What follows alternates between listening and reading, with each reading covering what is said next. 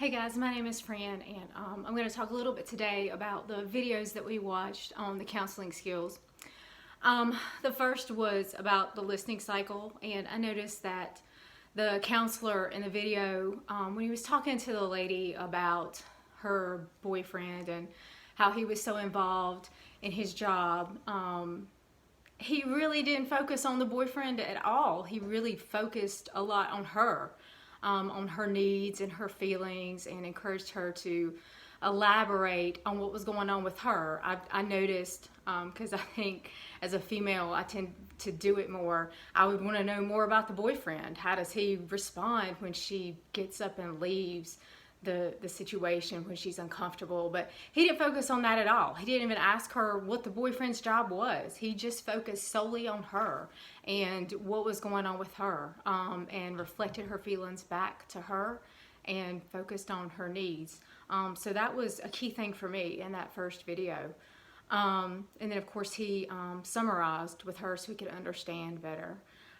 In the second video on the invitational skills, which was the lady talking with the gentleman, she did much the same thing as far as just asking him to elaborate on what had happened with him and his feelings about what had happened, and reflected back to him. And I noticed the body language, they're facing each other. She maintained really good eye contact with him the entire time. The third video about reflecting feelings, I had noticed the entire time, especially with the gentleman in the first video and then again in this third video, that he was very good at interpreting the client's feelings and kind of reflecting them back to him, the client, in his own words. He didn't just repeat to them exactly verbatim what they had said. He had his own interpretation of it. I guess that comes with time if you're an experienced counselor, but in the beginning, I personally would be very wary about misinterpreting the client and putting words in their mouths.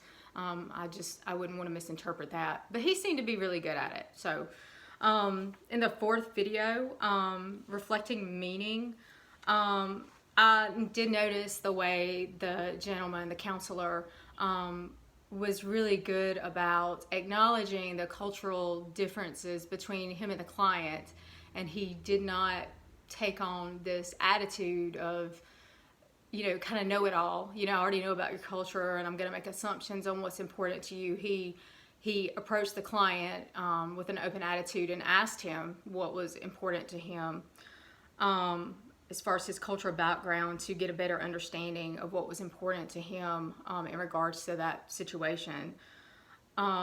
Again, he summarized at the end and reflected back his feelings and made inferences.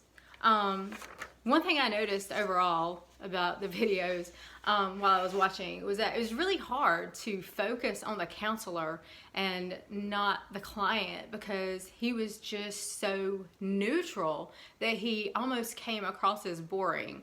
And I know in this class we've talked about unconditional positive regard and how that's really important to the therapeutic relationship and necessary in order to make progression. But it just came across as really boring, because he was just kind of so emotionless and such a blank slate. It was really kind of just a mirror for these clients to reflect on what was important to them and what their needs and feelings were and why they were there. He didn't offer any advice. He just, made inferences about what they were saying in their situations and focused solely on them and not other people that were involved in the situation. And so I guess I got a better understanding of what unconditional positive regard is, in the sense that it's not, at least in the initial counseling session, it's not about affirming or really validating anything for them as much as it's just being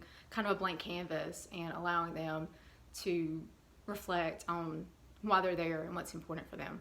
So that is kind of my feelings on what those videos were like.